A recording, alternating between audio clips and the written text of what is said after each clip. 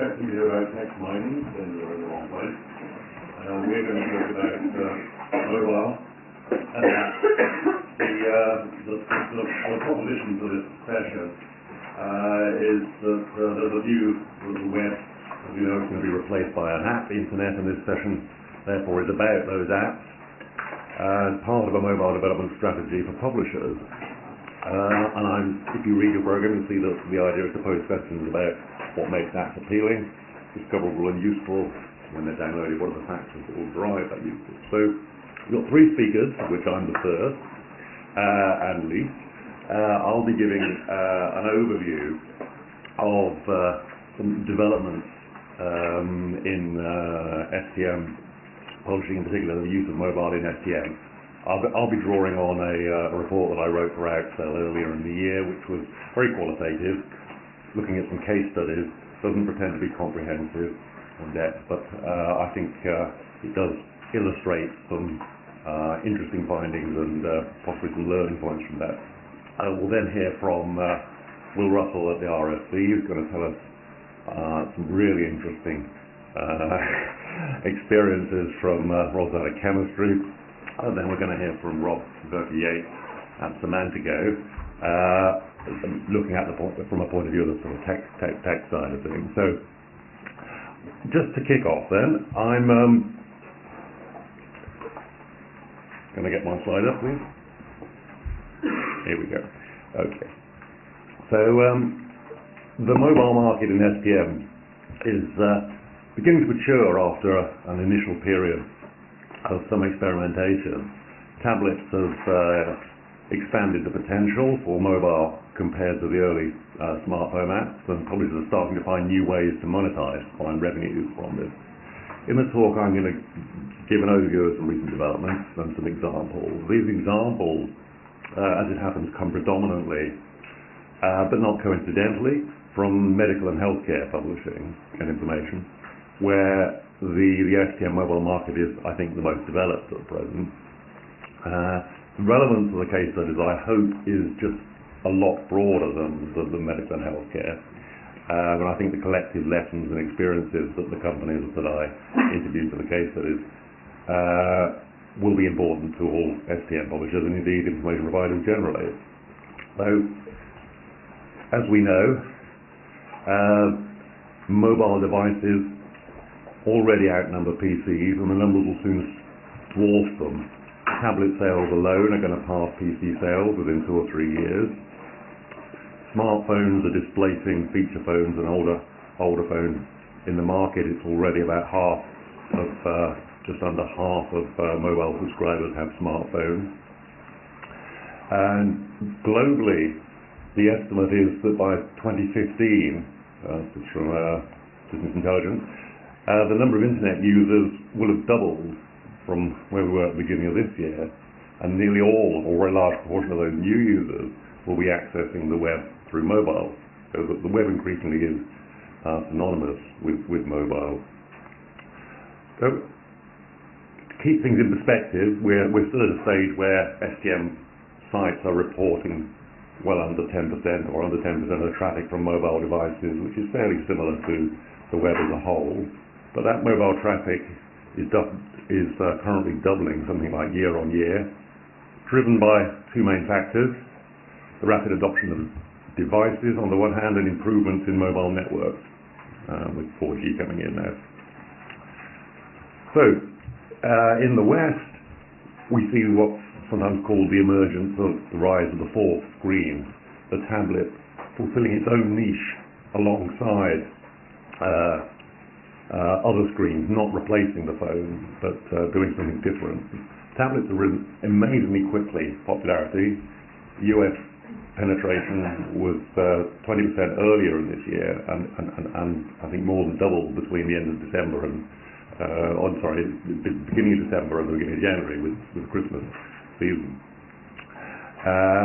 It took 2 years to reach 40 million tablets in use compared to 7 years for smartphones, to give you some sense of the speed at which this has been adopted.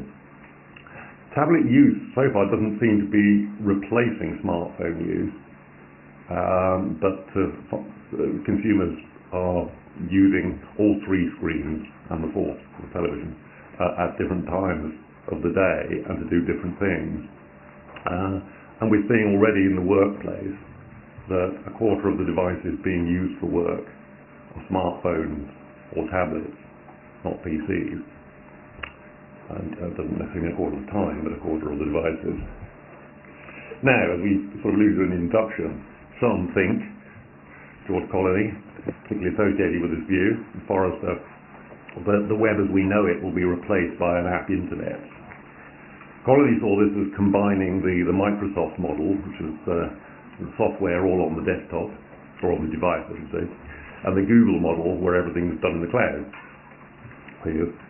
And the app would do the computing locally or in the cloud where it makes most sense. And as he saw it, the consequences of this could be profound in terms of things like the content being much harder to link to, field within the app in some way. And he postulated that was going to have a major impact on search advertising, essentially Google's business model, and sort of radical change for the world. We think, Axel's view is that this sort of either-or model is just wrong, and that the app internet might be able to provide a better internet experience, but it's a software layer on top of the web, not a replacement. Nonetheless, the stats are impressive, no doubt. Other people will give some different numbers, but Forrester estimates app revenues at 2.2 billion, growing at 100% a year. At the more bullish end of the scale, Henry Blodgett at Business Insider estimates the market at 10 billion. So it seems, whichever one you listen to, there's quite a lot of money out there in the wider app world. There's a challenge for advertising, which applies to a subset of SPM. If advertising buying decisions were logical, advertisers would put their money where the page views, where the eyeballs were, if you like.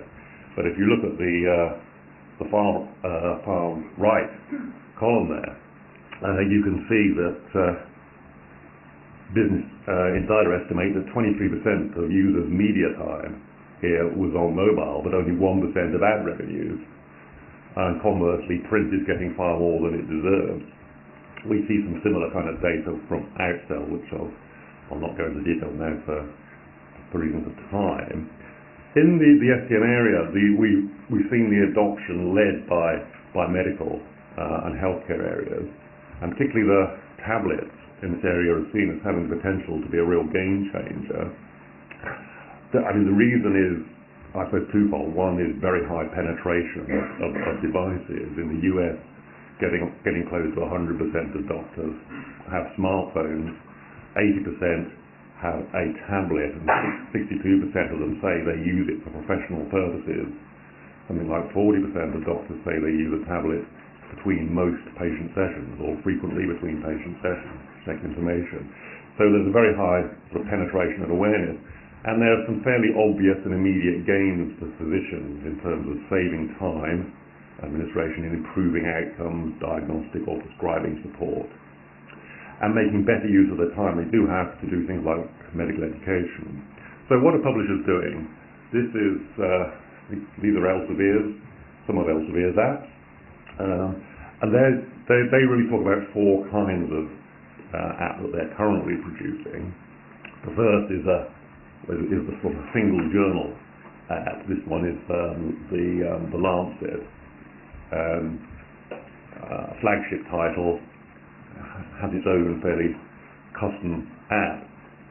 Secondly, there is the multiple journal app. In this case, there's several different ways that they're doing it, but this is an app that is an interface essentially to Science Direct. Thirdly, books and reference work converting, and that's obviously a bit of a blurry border line between what is an app and what is an ebook, that we might want to explore later.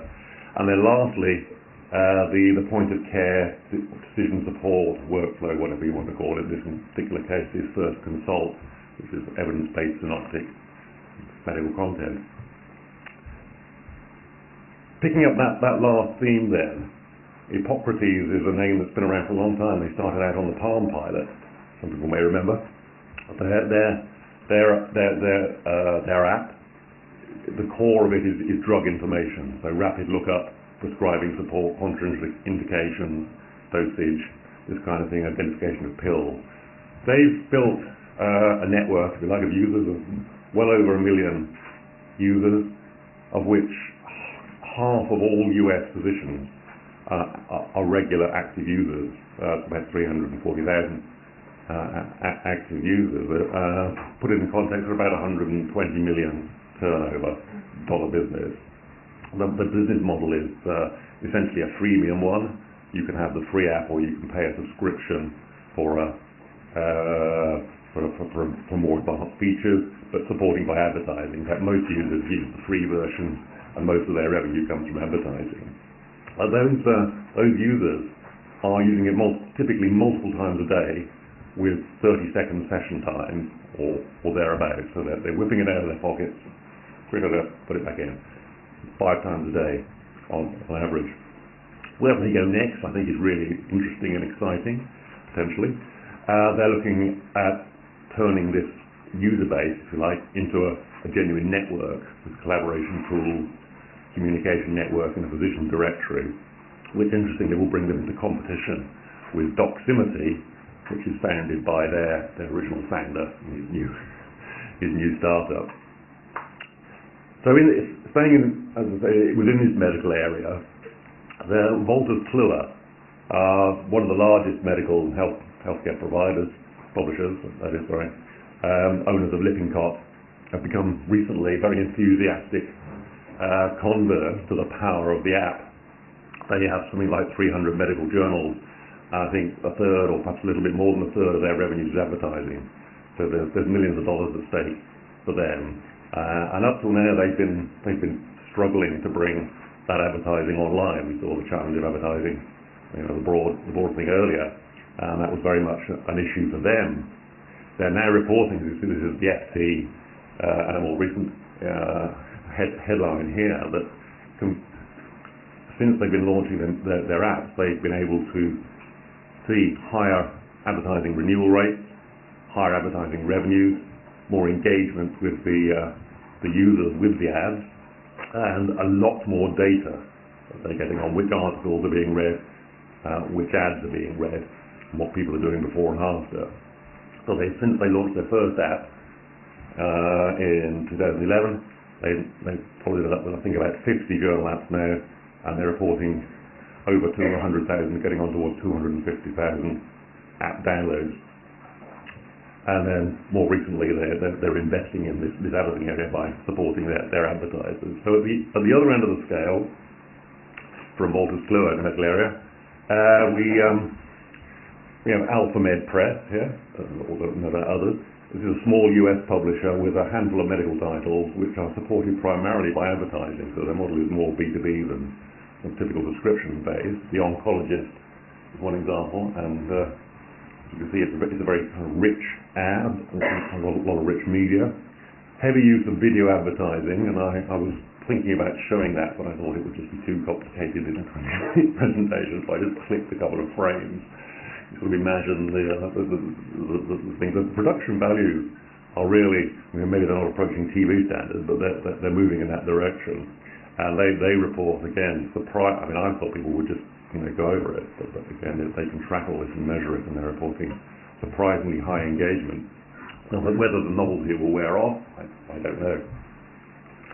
So mobile isn't just a channel for consuming content. It can also be a challenge for discovering and buying stuff. So the devices are personal. And as I said yesterday in my talk, this means that there's a potential for renewed interest in individuals as purchasers, which creates opportunities for really quite advanced and interesting analytics. So the first example here, very hard to see, I know, is BMJ's best practice, an evidence-based product that allows you to buy content section by section or chapter by chapter, if you like. In the middle is also BMJ, individual issue purchase for the BMJ journal, magazine itself. And on the right, interestingly, Hippocrates within their app are able to sort of offer to their million plus users an app directory carefully curated and selected. I don't know what premiums might be involved or other process of negotiation, but the apps within the app directory within the Hippocrates app allows the user to buy with a couple of clicks from within the app, and then when the app installs, there is an icon within the Hippocrates app for that app. So they're hoping to take a little bit of the attention and manage that, I think. Some other examples. Elsevier, I haven't credited it, but that's from Elsevier's website, and they launched an iPad subscription, which is a kind of content plan in a way for little as or from €5.75 a month. The user can select subject areas and receive alerts, and then receive up to a capped number of full-text articles in that area, and they have a series of plans, and they have 3 months, 6 months, and 12 month contracts. This is so new, I think, that I spoke to a couple of Elsevier people here today who weren't even aware of it. So it's a bit early to know how it's going, I think. And in the educational area, the chapters of textbooks are increasingly a common way to promote the content there. So a key question for everybody here, and I know that the next two speakers are going to address it squarely and head on, is this one. Where do we put our development time and resources, and will it be wasted? Should we develop native apps or concentrate primarily on improving the web experience for mobile users, or is it an either or? Rob's certainly going to be talking more about this and will do, and both of them more authoritatively than me. So I'm not going to say a great deal, but a few examples I think are interesting. The FT, as you probably know, launched a native app, and very publicly switched quite rapidly from that to an HTML5 based web app. Why did they do that? Business. They didn't want to pay 30% of their subscription and have their terms and conditions and marketing strategy controlled by Apple. On the right is Facebook's app. Now they almost equally famously embraced HTML5 very early. Their app was a web app, not native, and again, really very publicly, just in the last couple of months, or last month or so, I think, they've abandoned that, or at least for the time being, and introduced a native app. And the reason they've given is speed and responsiveness. And in fact, I just saw a tweet this morning linking to an interview with Mark Zuckerberg, where he says their biggest mistake was to bet on HTML5 too early. It wasn't ready. They looked at the features but hadn't taken account of the performance and speed issues. So two different views from two major players, or one rather more major than the other. Sitting across the middle here is BMJ again. I'm sorry to keep going back to them, but I'm really interested in some of the things they do. And they were one of the first to launch a native app, an iPad app for the BMJ journal, fully featured, rich, comprehensive. Very recently they launched a web app. They call it the tablet app, a tablet edition for BMJ. But it doesn't replace it. It sits in parallel, and it does different things, and it has a different proposition. It still allows offline reading, but rather less content can be stored, and so on and so forth. So they see space for both. And I think that will be very interesting to see how that emerges. It's clearly the case, I think, that I said that we're moving on from initial sort of period of experimentation and things are starting to mature, but by no means are we there. Use cases are still emerging. Some of the earlier, and that doesn't mean they're replaced, but some of the earlier examples were around looking up and keeping up. Searching for, checking for specific facts and advice, and wanting a very fast, in the context response.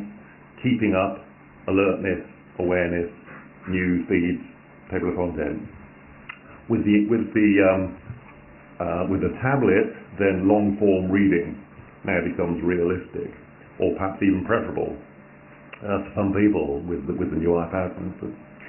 So I mentioned a moment ago that Hippocrates sees multiple daily uses with 30 seconds or less session time. BMJ report average session times on their app of 15 minutes, which is extraordinary compared to most web statistics.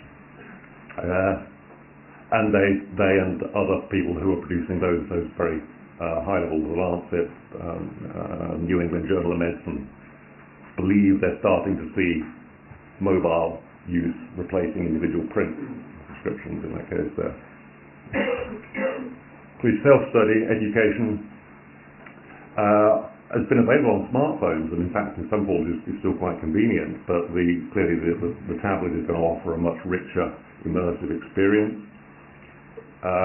Some people talk about swivel apps, which may be a little bit overly specific, but the idea here is about sharing information. The example in healthcare is where the doctor shares information with the patient to help them understand and help them manage their own health outcomes. But there's clearly other examples where that might well be have parallels.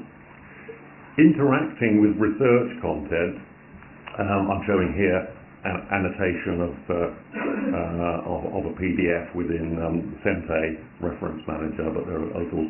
It's probably still rather in its infancy, and I doubt most researchers are thinking about this, but I think as the tablet becomes more common, researchers will want to annotate, tag, extract, add to collections, but only if the applications are powered and synced through the cloud.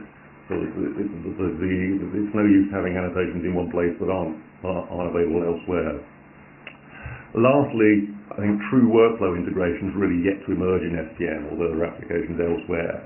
But it surely can't be the case that, for instance, not be the case in healthcare, for instance, that some level of integration with medical record systems will be drug prescribing again being the obvious area. So, what is it that users want? And do they even know? Well, I think they clearly don't know until they've seen it in many cases. But what we know is that mobility, social media, cloud computing, quality of healthcare, complexity challenges, data analytics for changing professions, not just medical, whatever, at a very fast rate. And there's no single answer to this. And we see continuing demand for both that sub 30-second multiple use and long sessions. Tablets aren't going to be replacing smartphones for everything. Sometimes the phone is better for you. It's an old story, the information overload, I know. But this survey data from Excel last year, I think, makes a really interesting, clear point. These are simply ranked responses as to what are the challenges you're facing. These knowledge workers, and a similar responses specifically to scientific researchers in the breakdown of the data, was that the signal they're sending was that their key issue was not access to information so much as being able to deal with the information they already had access to. So they don't want their mobile devices to swamp them with yet more information unfiltered. They want help getting their jobs done. So, excuse me. So what are the business models that publishers are using in the case studies?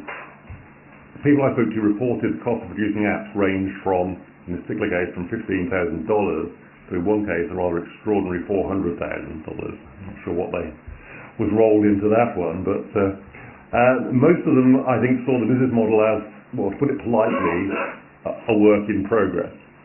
But most commonly, providing additional value or otherwise supporting existing subscription base. That's the cop-out, if that makes sense. That's when we can't think of something else. Providing an improved customer experience for a particular community, members of partner society, well, that's really the polite way of saying we were forced to do it by our societies because we fear we might lose the contract if we didn't do that. Individual subscriptions, I talked about earlier though. In-app purchases are becoming important. Paid for apps and ebooks makes a lot of sense where there is a strong brand, reference content, for instance, book area. Advertising and sponsorship I've talked about a lot. What are the challenges? Some of these overlap with things that we're going to hear a little bit later. I think one of the key ones that came out for those I think you've thought quite critically about it is how do you reimagine the content from the use case, from what people are wanting to achieve, rather than thinking, okay, I've got this journal, I've got this whatever, turn it into an app for me. It's a creative, a publishing skill that we'll hear a lot about more that in a minute. Dealing with institutions, there's still a wide range of issues as to how iPad use is integrated with, to do with budget, IT support, privacy security issues, user compliance, what platforms are supported within the institution, costs and revenue. There are ways we can approach that.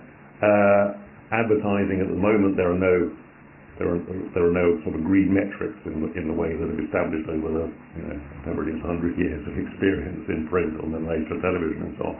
The sense there was that that's not a grand challenge, that's just an issue that we'll work on and we'll get there before too long.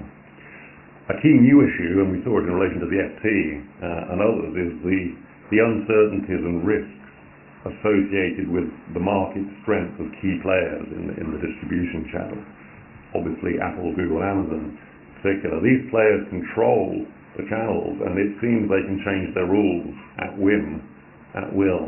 They're opaque and notoriously controlling. It's a difficult environment. So just to finish up, here are some recommendations that we thought arose out of that case study. Recognizing mobile development needs to be a core competence. I'm not saying that you all need to know how to do it, but I mentioned yesterday that publishers are increasingly become technology companies or moving in a direction, and I think in mobile, clearly there's going to be a balance, and it'll be different for each organization, between what is core infrastructure that you have to manage in-house and what you outsource. And that will vary, but I think all need to understand how apps are created and maintained and what are the issues behind that. To succeed in a mobile world essentially means succeeding in a multi-channel world. And to do this, a lot of back office production work. Content's got to be granular, accessible and discoverable, multi-purpose and available to potential applications from its initial creation onwards. So an example that we saw there, clinical decision support tools like Hippocrates and BMJ's best practice demonstrate the value of this very granular, highly tagged content. So it's partly about the getting rid of the obstacles, it's about adopting a channel-neutral approach to handling the content. Now, I beg your pardon, mobile optimization, nailing my colours to the mast a little bit. Not all the publishers I spoke to agreed with this. I thought surprised me. But mobile optimization of existing web products and services, I think, is an essential and urgent step. It's true that it may add little or no competitive differentiation, and that's perhaps what was in the minds of people who are looking to place their dollars in betting between different options. Certain kinds of apps may be more immediately attractive, visibility, profile, advertising, opportunity, whatever. But I think presenting the mobile browser, the user who comes in from Google or PubMed or wherever with a poor, almost unusable experience is just bad business. It just doesn't. It's rude. It's largely, I mean, experimenting with business models. It seems to me that it's far too early to say what business models will be effective, and we saw that in talking to people that they're busy exploring. One of the great things about this environment is that you can test it and see.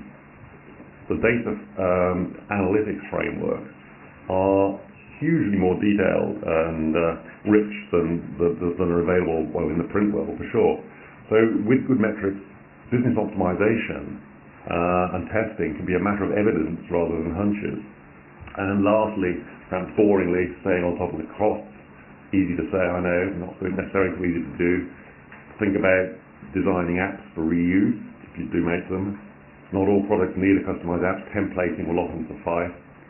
But use of web technologies and standards and emerging standards like HTML5, I think will offer a way to reduce risks arising from lock-in to vendors and platforms. And therefore, over the long run, seems to be us the route to manage costs in a logical way. Thank you very much.